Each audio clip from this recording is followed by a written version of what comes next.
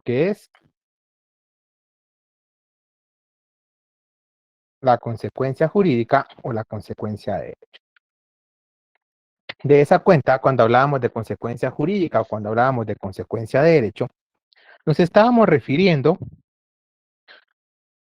al producto de haber realizado el supuesto regulado en la norma. Es decir, a que se hizo efectiva o se materializó la conducta o hipótesis futura que el legislador previó en la norma jurídica. Y como ustedes saben, para hablar de una consecuencia de derecho o una consecuencia, siempre necesariamente tenemos que hablar de que se tuvo que realizar ese supuesto jurídico. ¿Sí?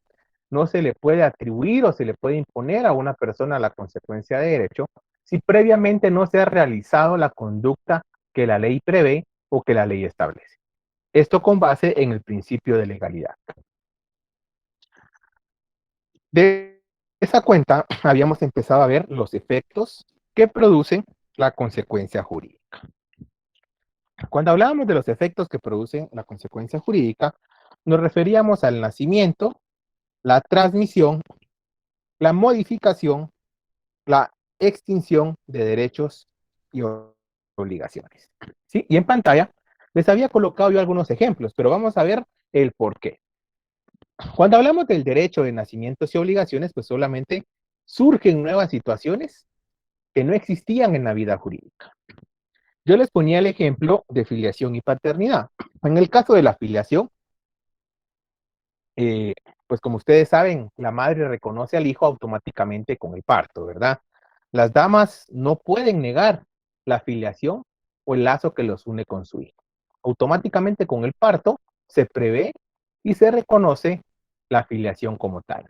En el caso de los varones sucede algo distinto, porque ellos sí pueden negar ese vínculo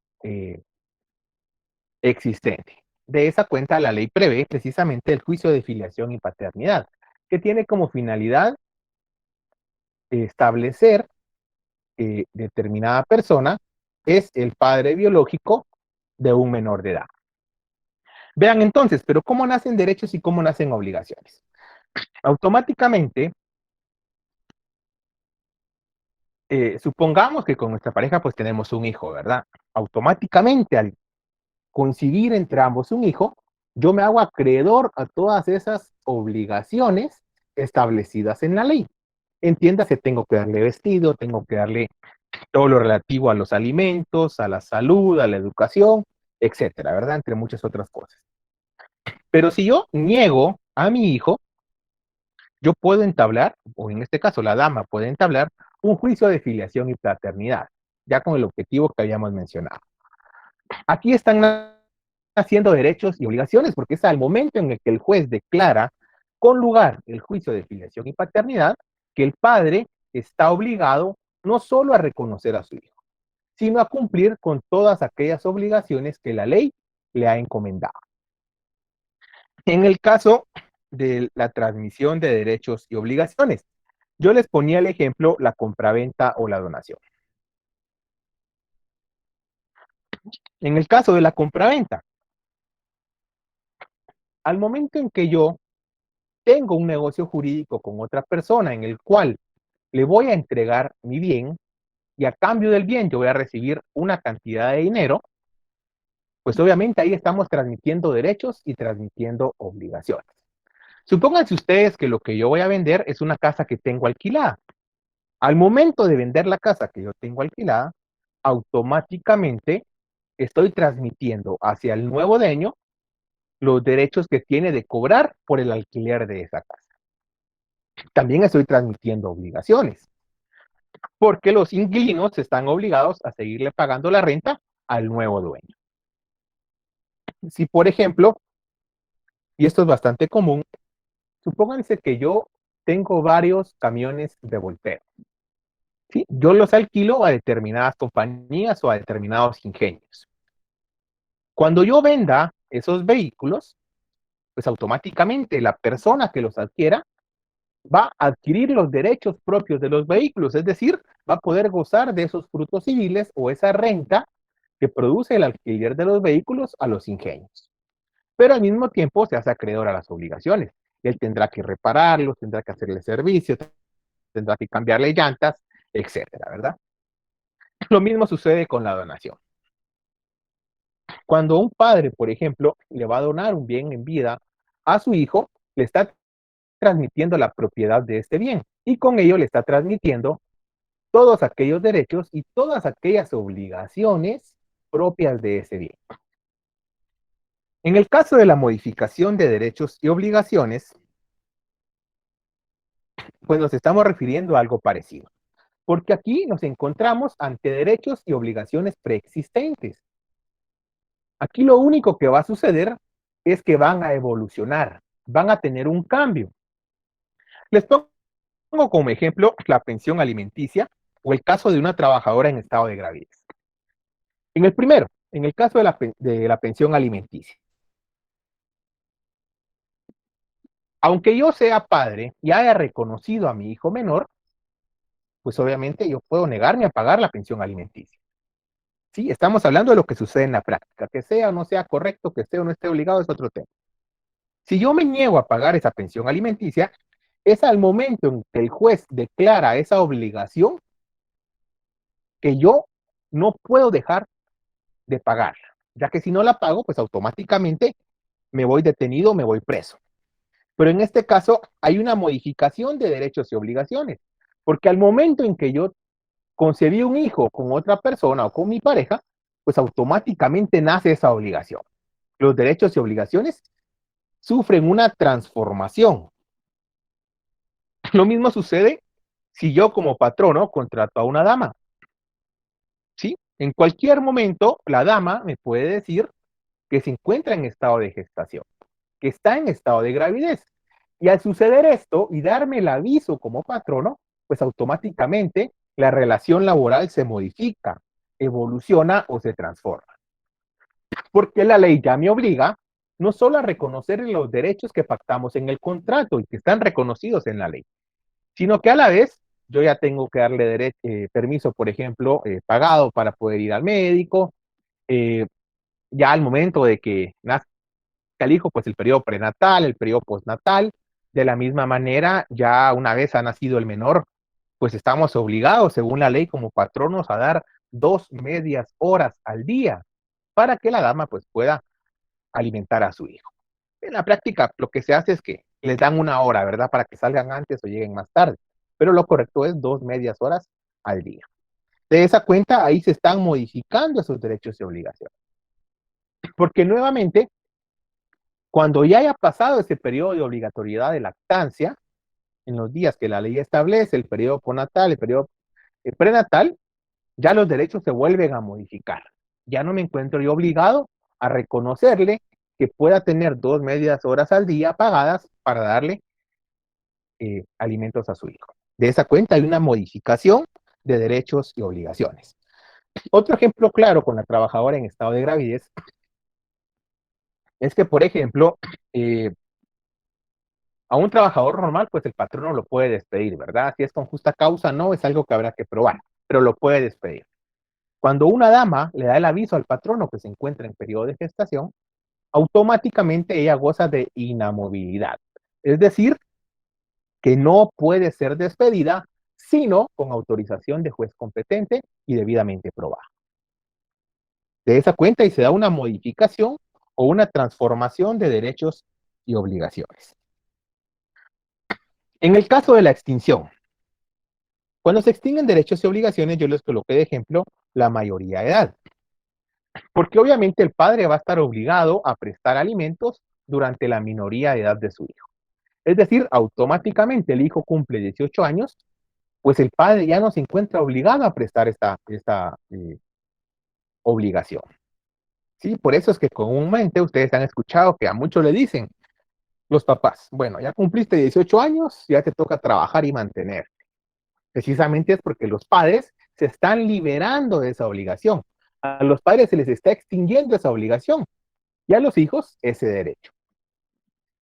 Lo mismo sucede en aquellos casos cuando, por ejemplo, hay un divorcio, hay una separación y se ha dictado una pensión alimenticia para el cónyuge inculpable. Hay una extinción de derechos y obligaciones cuando este cónyuge que tiene a su favor esa pensión alimenticia contrae nuevo matrimonio.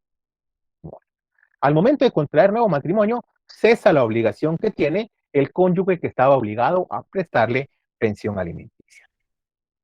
Hasta acá, amigos, ¿alguien tiene alguna duda, alguna pregunta con los efectos de las consecuencias jurídicas?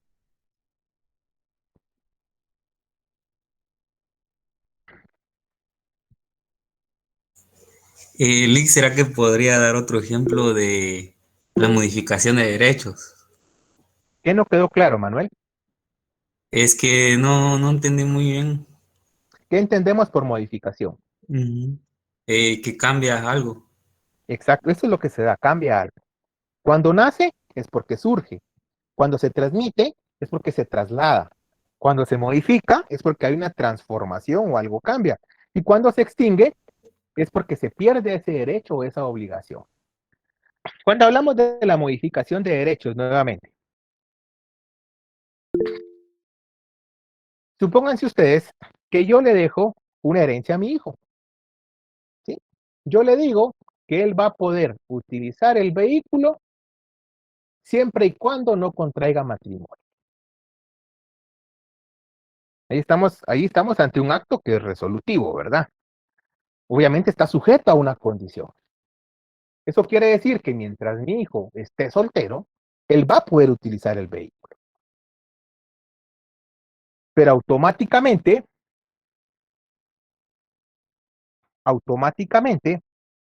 al momento de que él comete esa obligación o que él lleva a cabo la condición que se le ha puesto, pues automáticamente ahí hay una modificación de derechos y obligaciones.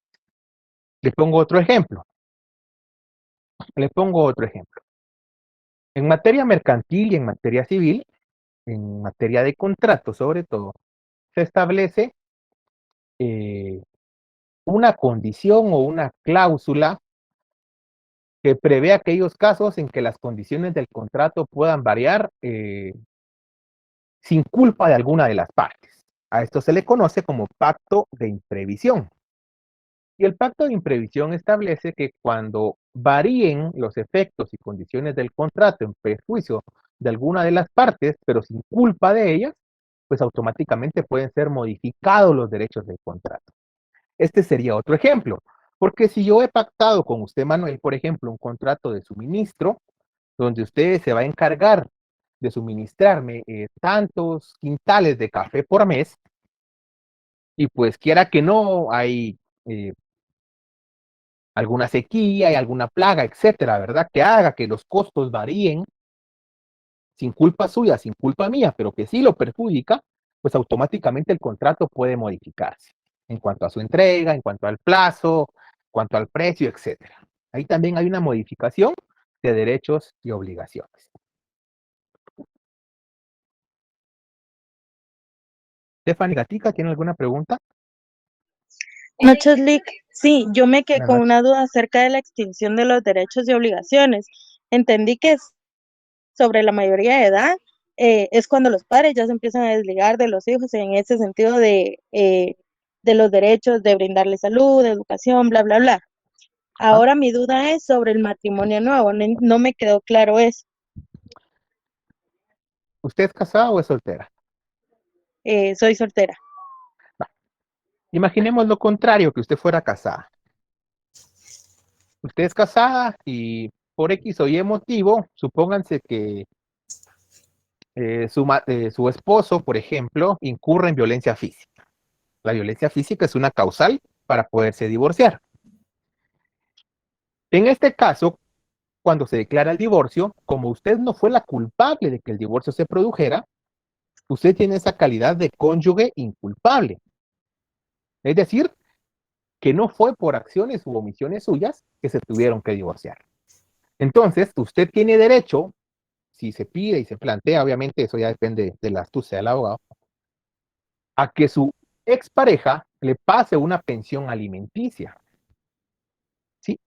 Sin embargo, está sujeto a una condición, él va a estar obligado a pasarle esa pensión alimenticia hasta que usted no contraiga matrimonio. Es decir, al momento en que usted se vuelva a casar, automáticamente la obligación para él va a finalizar.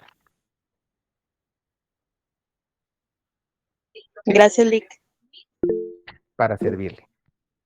Wilson. Hasta que no contraiga matrimonio, pero si por alguna razón tiene un noviazgo o algo por el estilo, no hay ningún problema. No, la ley dice matrimonio. Ok, gracias.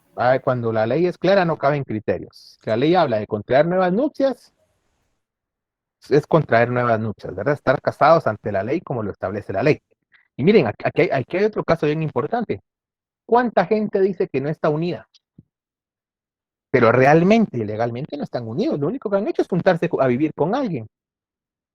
Pero para estar unidos, de hecho, tienen que llenar unos requisitos legales, tienen que hacerlo ante una autoridad, etcétera, ¿verdad? Entonces, con eso tenemos que tener bastante cuidado con los conceptos. ¿Y el concubinato, licenciado? Cuando están unidos, legalmente hablando. Ah, Pero en este caso, la ley habla de nuevas nupcias. ¿Alguien más?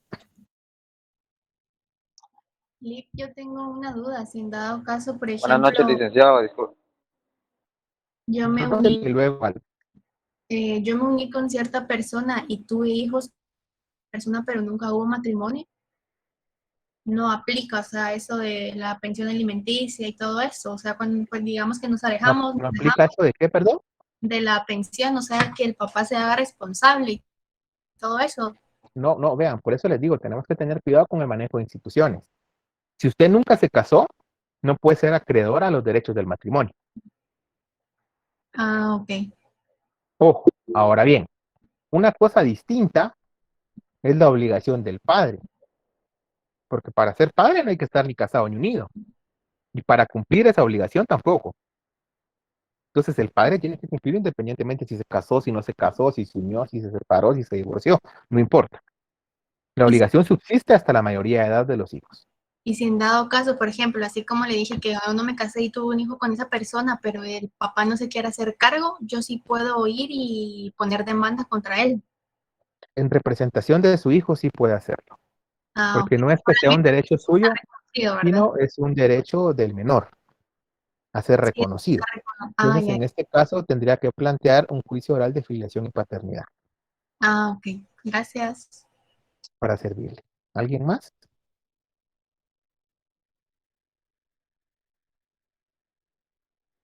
Licenciado, buenas noches. Pregunta Alex, buenas noches. con respecto a la extensión de derechos. En matrimonio nuevo, o sea, el- se da esa pensión alimenticia sin necesidad de tener un hijo.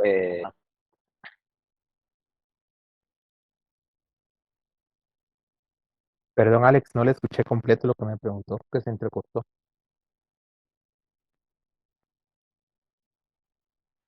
En la extensión de matrimonio, en la extensión Mira, de derechos, en perdón, la extensión no hemos visto, Alex.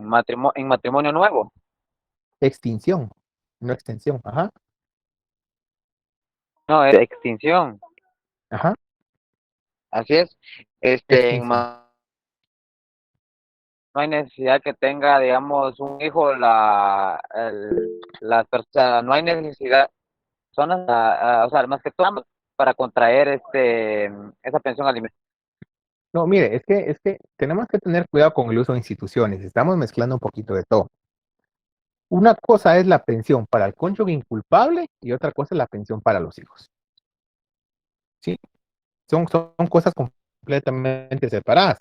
Obviamente, en la pensión del cónyuge inculpable no va a aplicarse a hijos o no a hijos. O sea, es algo que no va a afectar, haya o no haya. Aquí la causal es que la persona o el cónyuge no haya incurrido en una causa para el divorcio, que no haya sido su culpa y que lo demuestre. Ese es el presupuesto de la ley. Ah, ya, o sea, no hay necesidad de que tengan No, o no tengan hijos, ¿verdad? no. Si la quiere pedir, la puede pedir. O sea, eso no afecta. Igual, o sea, todo lo Ah, que ok, pedimos hay que gracias. probarlo, ¿verdad? ¿Alguien más o podemos continuar? Licenciado, buenas noches. Buenas noches, Jenny. Disculpe la pregunta. ¿Cambia en algo la consecuencia si se diera un despido y luego de realizado el despido resulta que la persona estaba en estado de gravidez y no había presentado un aviso?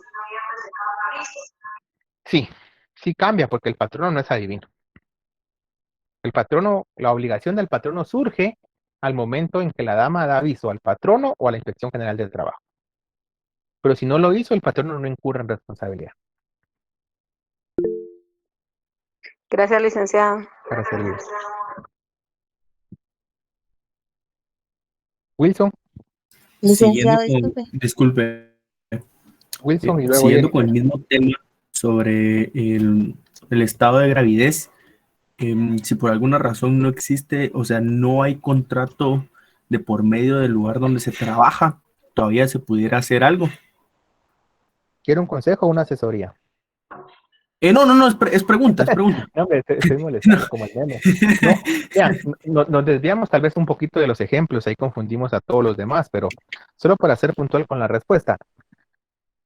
La obligación del contrato es del patrono. Sí, la obligación de presentar contratos es del patrono. Hay unos casos donde la ley nos exime a presentar contrato, pero la ley es clara y es expresa porque nos indica en qué circunstancias. Pero la obligación de presentar contrato es del patrono. Esa práctica que hacen los patronos de que no suscriben contrato, lo único que hace es afectarlos a ellos.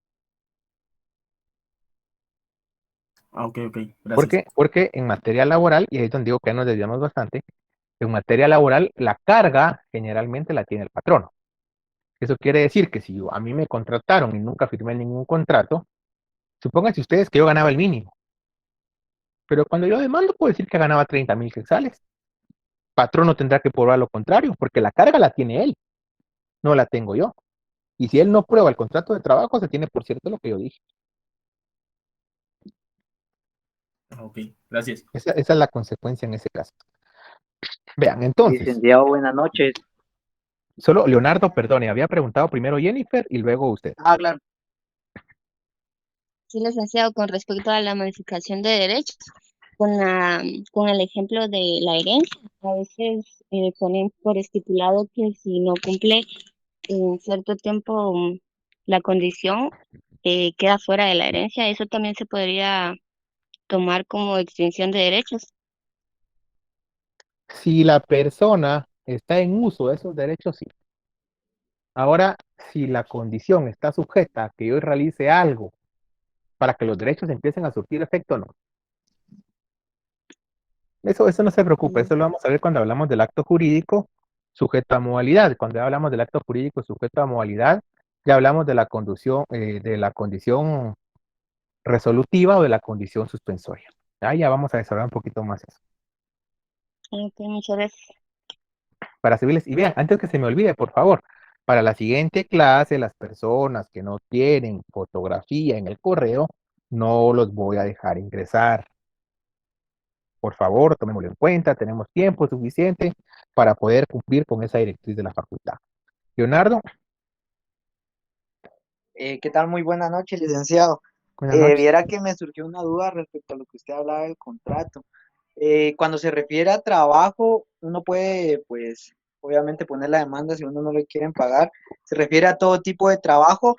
Me refiero a un deporte. Cuando uno no firma, bueno, llega a un acuerdo y a uno no le pagan. O Eso aplica solo en todos los trabajos, casos. pues, normales.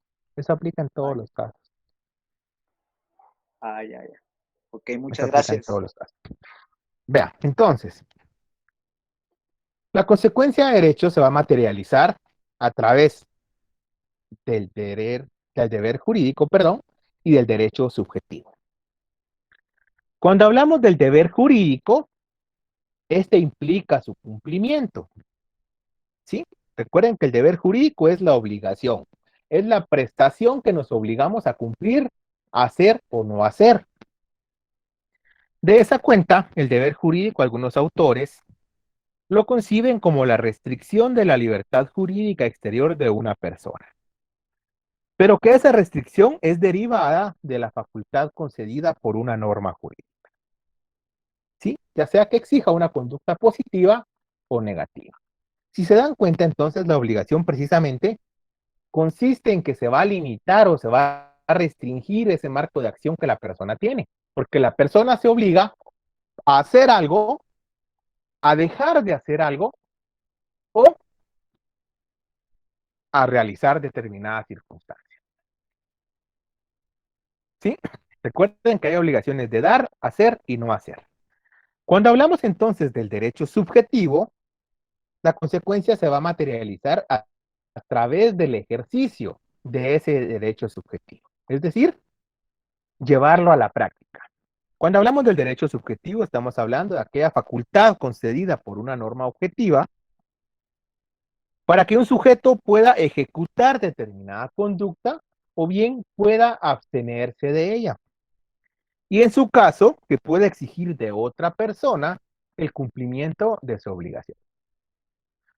¿Qué quiere decir eso?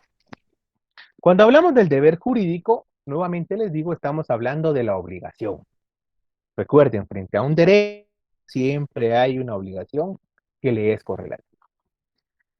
En el caso del derecho subjetivo, es la misma norma, es el mismo derecho, el que nos autoriza a decidir si hacemos o no hacemos algo, o si le exigimos a otro que cumpla su prestación. Yo les ponía el ejemplo del patrono que despide injustificadamente a un trabajador. El trabajador que ha sido despedido injustificadamente tiene derecho, según la ley objetiva, el derecho objetivo, a cobrar su indemnización universal, a recibirla. Pero si yo fui despedido por mi patrono, yo puedo decidir si le cobro o si no le cobro, si le exijo o no le exijo que cumpla esa obligación. Sí, esa discrecionalidad ya está en mí.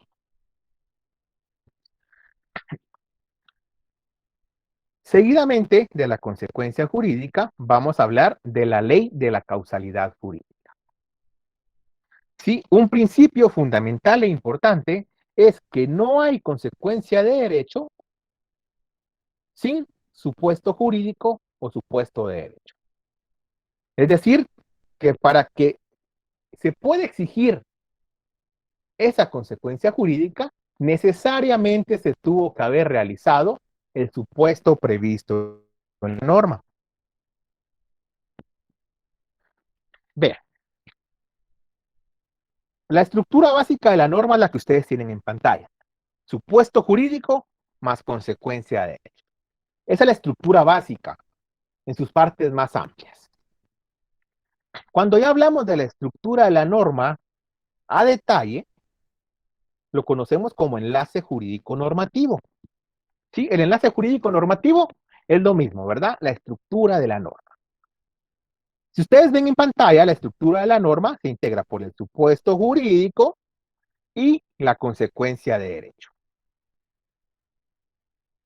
Si yo realizo la conducta prevista en la norma, o bien omito realizar la conducta prevista en la norma, automáticamente se produce la consecuencia de derecho. Si yo no cumplo la consecuencia de derecho prevista en la norma, me hago acreedor a la sanción que la ley establece. Si yo no cumplo esa sanción, ya entra la coacción, ¿sí? Ya entra el cumplimiento forzoso de esta consecuencia jurídica. ¿Estamos bien ahí?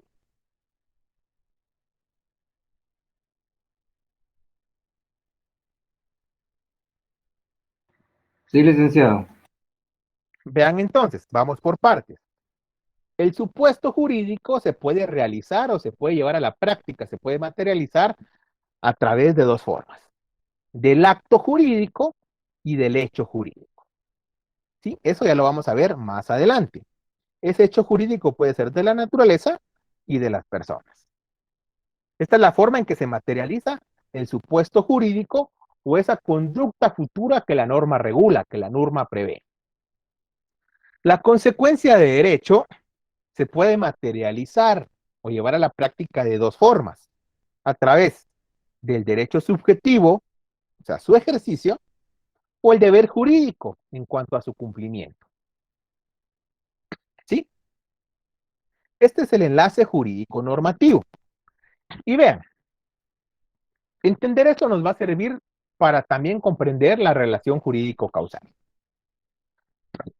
Les repito, el enlace jurídico normativo o la estructura de la norma se integra de dos partes fundamentales: supuesto jurídico y consecuencia de derecho.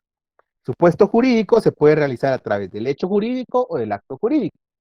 La consecuencia de derecho se realiza a través del derecho subjetivo o del deber jurídico.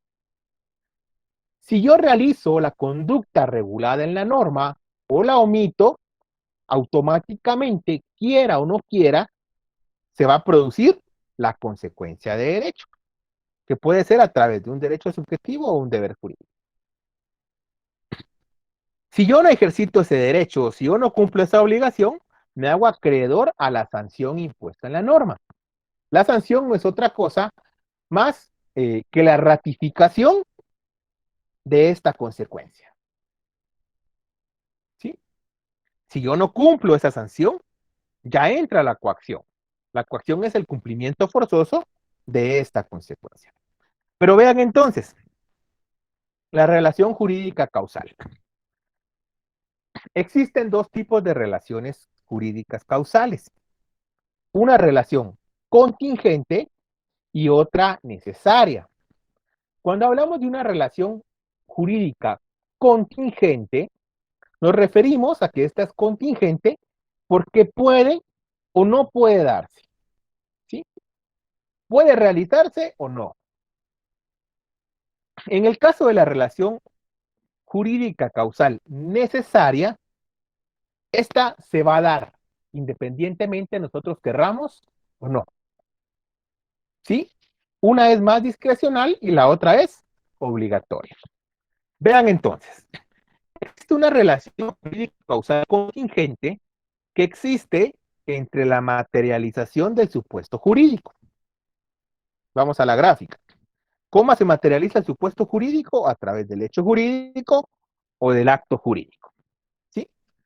Aquí existe una relación jurídico-causal contingente, o no.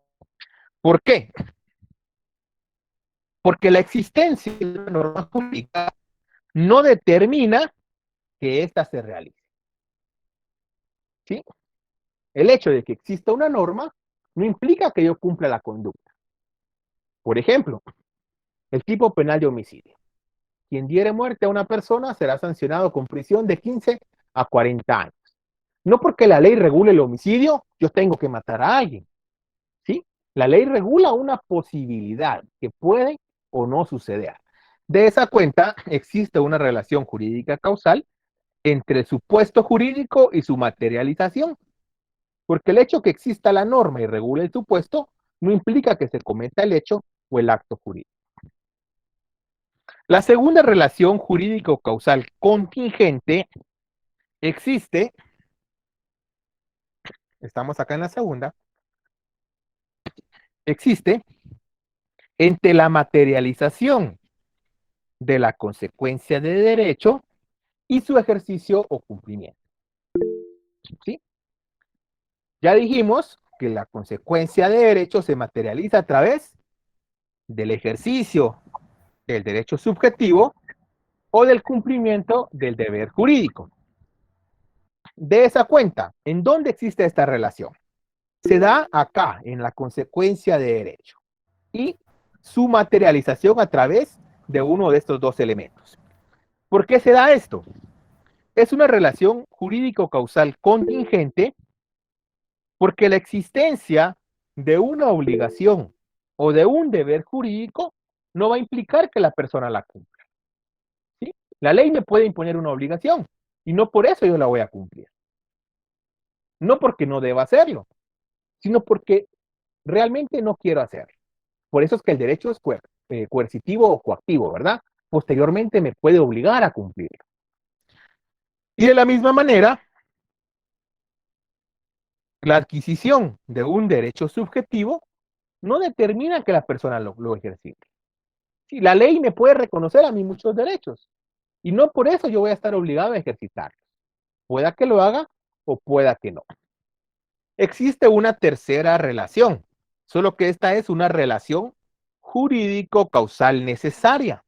Es decir, se va a dar independientemente de que querramos o no querramos. Esta relación se da entre el supuesto jurídico y la consecuencia de derecho. ¿Por qué? Porque es necesaria. Porque una vez se ha realizado el supuesto jurídico o se ha realizado la conducta prevista en la norma, automáticamente se produce la consecuencia de derecho. Querramos o no querramos. Y eso, mis amigos, es la relación jurídico-causal. Agripina, luego Odra.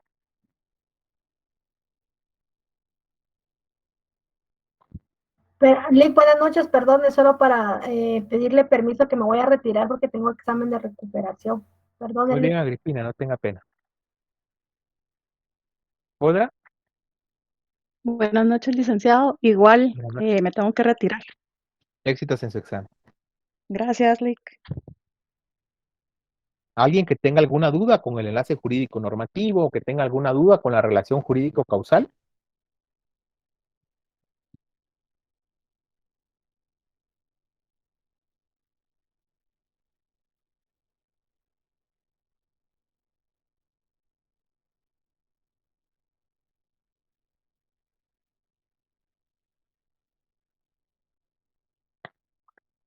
Bueno, no hay dudas, no hay preguntas, ¿verdad? Podemos continuar.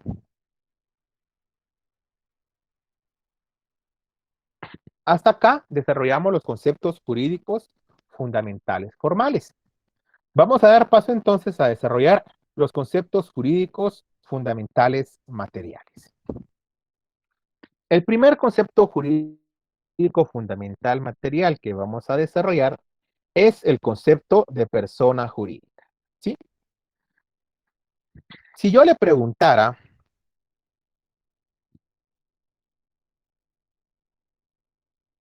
a Gerson Emanuel, ¿qué es la persona para vos?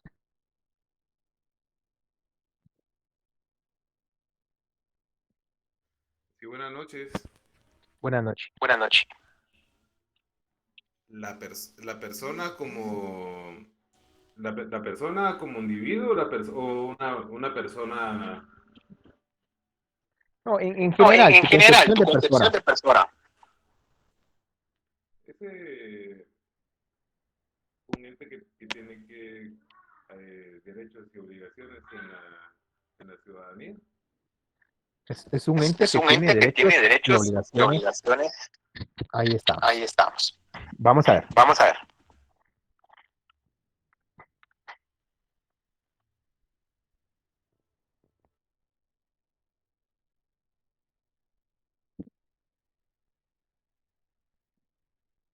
Si yo le preguntara a Esdras Asensio, ¿está ahí Esdras? Sí, licenciado. ¿Qué piensa de lo que dijo Gerson?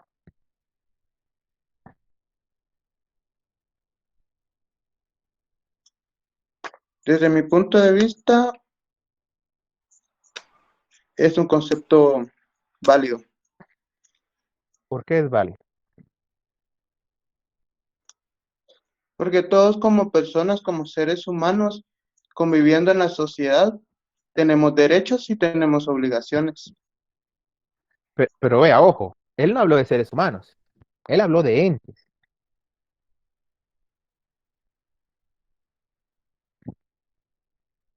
Natalie Mox, ¿qué piensa usted?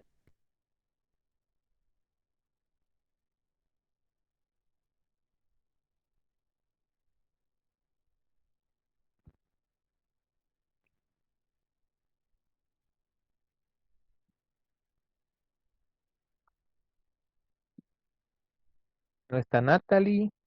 Frida Sofía. Buenas noches, licenciado. Sí, me Ah, decía, perdón. ¿Qué piensa de lo que dijo Esdras y lo que dijo Gerson? Pues la verdad estoy de acuerdo ¿Con cuál de los dos? con el primero. Con el primero. Ujú. Vean, La definición o el concepto que dio Gerson es bastante acertado. Les voy a explicar por qué. Cuando hablamos de persona jurídica en términos generales, estamos hablando de todo ente que gravita dentro del mundo jurídico como sujeto de derechos y obligaciones. ¿Sí? Cuando hablamos de todo ente, estamos abarcando las dos clasificaciones de la persona jurídica. La persona jurídica individual y la persona jurídica colectiva. Si limitáramos nuestra concepción o nuestra definición a solo los seres humanos, pues prácticamente estamos dejando de lado y excluyendo a la persona jurídica colectiva. Porque recuerden, la persona jurídica colectiva no tiene una existencia real, no tiene una existencia física que podamos palpar. Sí, la persona jurídica individual es el ser humano por excelencia. De esa cuenta, gracias a los que participaron, cuando hablamos de persona jurídica, Santiago López Aguilar, un jurisconsulto guatemalteco, establece que es el reconocimiento que las normas jurídicas hacen del ser humano o de los entes resultantes de su asociación, otorgándoles capacidad para el goce y ejercicio de sus derechos y obligaciones. Pero vean lo complejo de esta definición. Es el reconocimiento que las normas jurídicas hacen. Sí, por ahí podemos empezar. Jurídicamente hablando, la persona es reconocida por el derecho, es reconocida por la ley. Tanto la persona jurídica individual, que está constituida por el ser humano, o bien los entes que resultan de la asociación o la unión de varias personas individuales o de varios seres humanos. Tenemos sindicatos, tenemos ONGs, tenemos patronatos, asociaciones civiles, sociedades anónimas, etcétera, ¿verdad? Hay otro aspecto importante, y es que es la misma ley, es el mismo derecho, la norma jurídica, la que les va a otorgar esa capacidad para el goce y ejercicio de derechos y obligaciones. Cuando hablamos de capacidad, nos estamos refiriendo a la facultad que tiene una persona para actuar por sí mismo, para ejercer sus derechos por sí mismo y para obligarse por sí mismo. ¿Sí? Ahí estamos hablando de la persona jurídica en términos generales. Cuando hablamos de la persona jurídica individual, nos estamos refiriendo a que esta persona está constituida por el ser humano en cuanto es capaz de adquirir derechos y contraer deberes dentro del mundo de lo jurídico. Es decir, tal como lo establece Juan Antonio González, es el ser humano en cuanto es capaz de ser titular de derechos y sujeto de obligaciones. Vean, la siguiente clase vamos a desarrollar el concepto persona como tal. Vamos a hablar de la persona jurídica individual. Vamos a hablar de cuáles son los atributos de esa persona jurídica individual, de cómo se origina el concepto o el término persona, cuál es su etimología, cuáles son sus acepciones. De la misma manera vamos a ver cómo nace, vamos a ver cómo finaliza, vamos a ver la diferencia entre personalidad, capacidad y personería. Si nos da un poquito de tiempo, ya empezaremos a ver la persona jurídica colectiva. Para ello, yo les pediría que tengamos a la mano nuestra Constitución Política de la República de Guatemala, que tengamos a la mano nuestra ley del organismo judicial y que también tengamos a la mano el Código Civil, ya que el Código Civil va a ser una gran herramienta para que podamos comprender a la persona y sus atributos. Hasta acá, no sé si alguien tiene alguna duda, tiene alguna pregunta.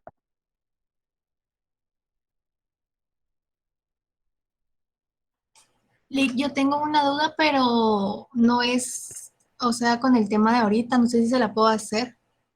Respecto a qué será, Rosalind. Es que verá que yo vi una serie en esta semana de un hombre que cometió como 30 homicidios y le dieron o sea, lo condenaron y todo, pero luego encontraron más homicidios y luego que estuvo preso como 2 o 3 años, le volvieron a hacer otro juicio y le volvieron a dar otra pena de muerte, si puede hacer eso, ya que le hayan dado una pena de muerte ya, o le hayan dado ya como que la sentencia, se puede hacer eso después. Sí, sí.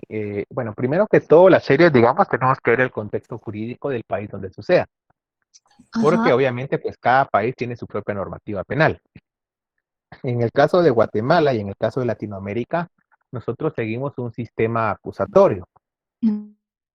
donde las funciones de juzgar, las funciones de investigar, pues están separadas, ¿verdad? Para lograr mayor eficacia y objetividad.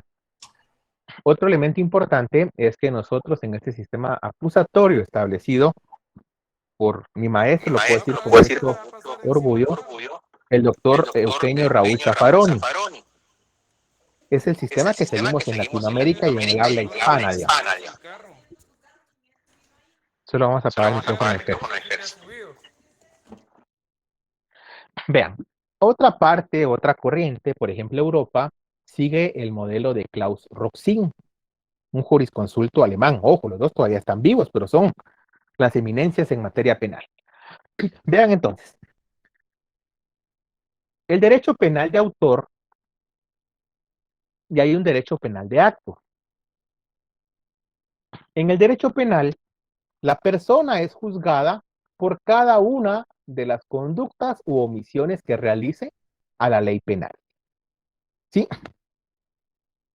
De esa cuenta, ustedes han visto, por ejemplo, y no necesariamente, digamos, para tener esta duda, tienen que ser varias condenas. Ustedes se preguntarán, pero bueno, pero ¿por qué el juez del juzgado onceavo, por ejemplo, el de extorsiones? ¿Por qué el juez Cojulum le puso 2000 años de prisión a un pandillero si nadie vive más de 100 años? Ojo, se está aplicando la ley que está vigente. El juez está cumpliendo con esa función. Pero la ley, según el Marqués de Beccaria, en su libro El de los delitos y las penas, establece que existen dos tipos de prevención en el derecho penal. Una prevención especial y una prevención general. La prevención especial es la que se aplica directamente a la persona que ha transgredido la ley penal, y esto pues para evitar que siga delinquiendo. Esto se hace a través de la imposición de penas o medidas de seguridad en su caso. La prevención general se establece como un modelo ante la sociedad.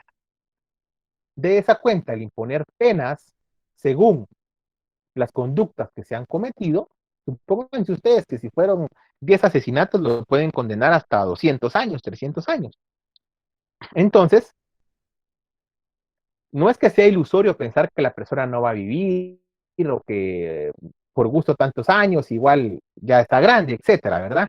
Sino lo que se hace es mandar un mensaje a la sociedad de que estas situaciones van a ser penadas. Primero. Segundo, también sirve en aquellos momentos cuando estas personas piden una redención de penas, cuando estas personas piden un beneficio penitenciario, por ejemplo, una libertad vigilada, una libertad anticipada, etcétera, ¿verdad? Para que estas personas que son un daño latente a la sociedad y que son peligrosos para la sociedad, no salgan. La persona va a ser juzgada por cuantos actos o hechos cometa. ¿Sí? Eso no importa. En el caso de la pena de muerte en Guatemala, la pena de muerte está vigente. Está vigente. Que exista un impasse legal para poderla aplicar es otro tema. Sí, además del impasse legal, pues nosotros suscribimos ya el Estatuto de Roma, donde existen ciertas limitantes. Pero a lo que quiero llegar, la pregunta concreta de Rosalind es que la persona va a ser juzgada por cuantos hechos cometa. ¿Sí? Se establece el principio de presunción de inocencia. Y es hasta que la persona no tiene una sentencia firme, es decir, donde ya se han planteado todos los recursos que la ley reconoce para que la persona se defienda, y estos han sido declarados sin lugar, es que la persona tiene una sentencia firme. Pero supónganse ustedes que nuestra ley penal, por ejemplo, regula un procedimiento especial en materia penal, que se llama procedimiento o recurso de revisión. Y aquí permite que un caso que ya pesa en condena firme pueda ser revisado, porque hay nuevos elementos de prueba. Y han habido casos, mis amigos, donde la persona ya ha estado 15, 20 años presa, y es a través de este recurso de revisión o este proceso especial de revisión donde la persona ha recuperado su libertad. Porque las nuevas pruebas arrojan resultados diferentes de que él no cometió el hecho. Entonces, a lo que quiero llegar es que sí es importante que cada persona responda por su hecho. Ustedes lo ven, por ejemplo, en el caso de las extorsiones o el sicariato. Las personas van a ser condenadas por cuantas extorsiones o por cuantas muertes hayan infringido. ¿Sí? Eso no importa. Incluso nuestro sistema penal regula algo más allá. Regula los concursos de delitos. Nosotros tenemos un concurso real y un concurso ideal. ¿Sí? Y eso afecta un poquito a la imposición de pena. Por eso ya la van a ver ustedes el siguiente semestre en Derecho Penal. Pero sí, Roselyn, eso es algo normal. O sea, no es algo ilusorio o no es una burla, digamos, el hecho de que una persona tenga 3 cadenas perpetuas, que una persona tenga 2 penas de muerte. O sea, la persona va a ser condenada por cuantos actos o hechos comete. Gracias, Lick. Y mira que, o sea, hablando de ese tema, a mí me causó tanta duda porque, o sea, ¿cómo es posible que ya le dieron tantos años? Porque, bueno, al final de todo eso, ese mismo hombre que cometió todos esos homicidios, él mismo se estaba defendiendo porque había estudiado unos cuantos años de derecho, pero nunca se graduó de eso. Al final, siempre decía que era inocente, inocente, y, o sea, en en los crímenes se encontraban pruebas de él y todo. Al final de todo, del otro juicio, lo condenaron, pero a la silla eléctrica y murió ahí. Y ya no pudo hacer nada. Vean, les voy a dejar para que veamos y analicemos esto, pues, por cultura general, ¿verdad? Y porque siempre es bueno tocar estos temas. Voy a ubicar una película y les voy a enviar el link para la siguiente clase. Esta película eh, ya es una película bastante, ya de hace bastantes años, es bastante viejita, pero es una película que deja una gran enseñanza y que nos sirve, por ejemplo, a los que impartimos el curso de Derecho Penal. Yo tengo el gusto de impartir el curso de Derecho Penal en la maestría. Precisamente es que podamos analizar hasta dónde llega ese principio de presunción de inocencia y hasta dónde el juez tiene que tener la certeza de que ese principio ha sido quebrantado para poder condenar.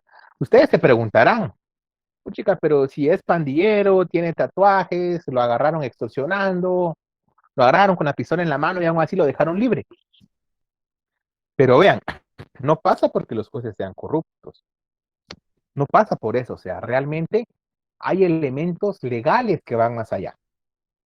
Y un juez solo puede condenar cuando tiene la certeza que la persona participó y realizó el hecho. Y eso solo lo puede tener con base en pruebas. Si el juez tiene una duda mínima de que la persona no pudo haber sido, lo tiene que dejar libre. Toda nuestra ley penal tiende a la libertad de las personas por excelencia. Por eso se critica hoy en día el hecho de que la mayoría de jueces son carceleros. Febe, levantó la mano. Sí, licenciado, con una consulta. Viera de que la otra vez me apareció como un documental en donde una reportera pues se metió a una de las cárceles más peligrosas de Venezuela y ella empezó a como que a entrevistar a los presos. Entrevistó a uno que había hecho 16 violaciones y a las mismas personas pues también les hizo 16 homicidios y le dieron 376 años de cárcel. Apenas llevaba como 14, había dicho él. Mi pregunta es de que a él lo pueden encarcelar, dar tantos años por homicidio y dar tantos años por violación. ¿Esa parte todo o No, o sea, va de contra? al final la persona es una. Y los actos que Ajá. cometa se le van sumando. O sea, si yo fui condenado a 15 años por homicidio, luego fui condenado a 20 años por violación, ya llevo 35 años. ¿Sí? Si yo fui Ay, condenado 10 veces por 10 asesinatos a 40 años, tengo 400 años. Y vean, incluso hay temas que van un poquito más allá, tal vez esto lo hablamos en la siguiente clase, pero bueno, los que tengan los que tengan examen, pues no tengan pena. Estaba viendo aquí el mensaje de que varios se retiraron.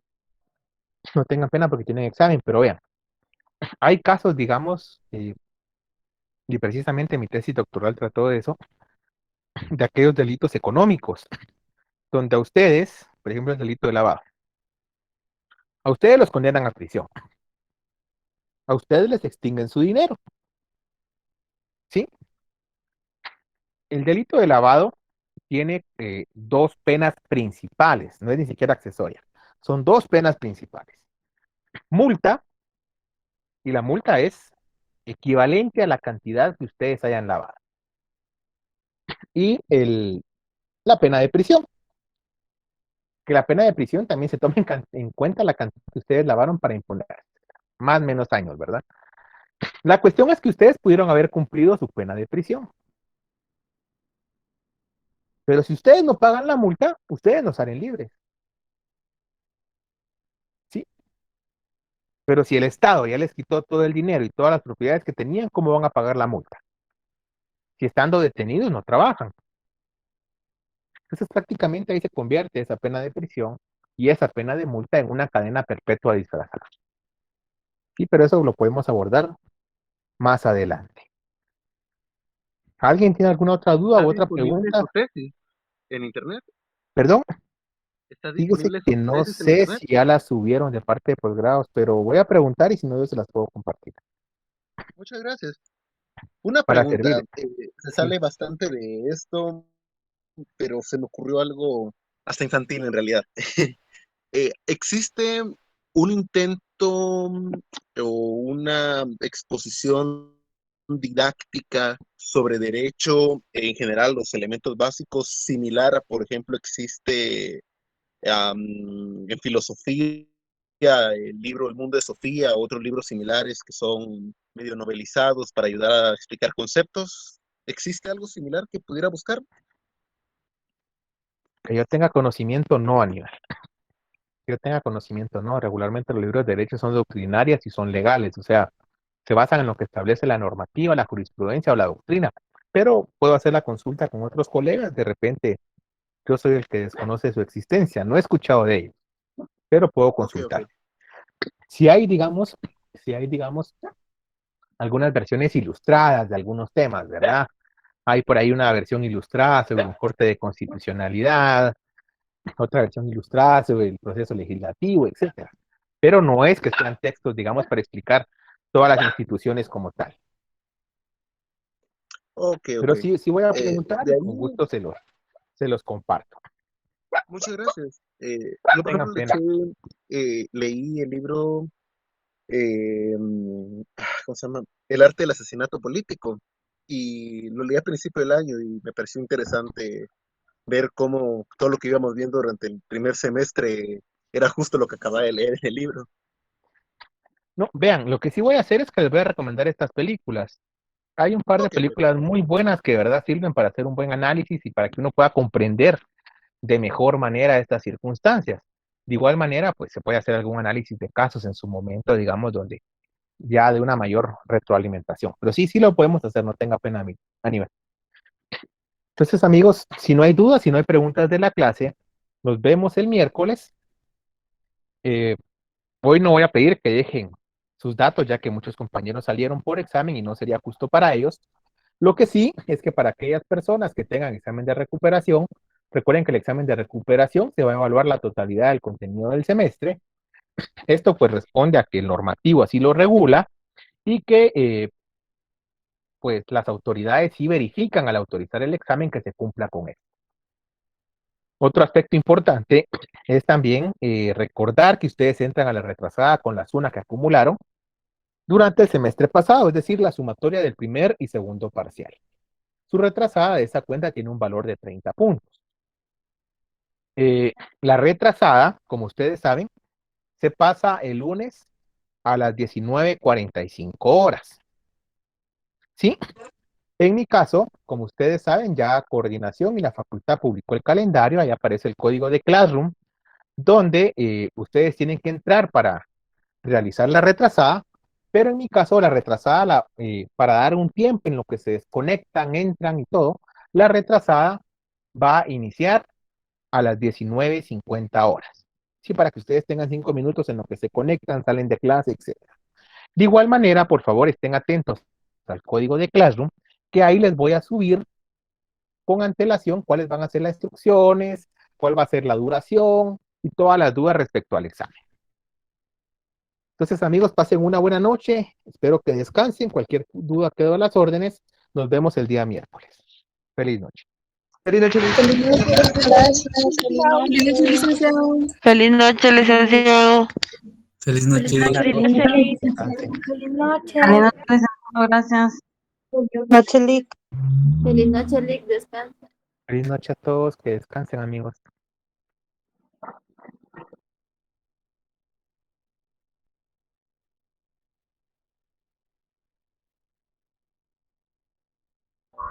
Feliz noche.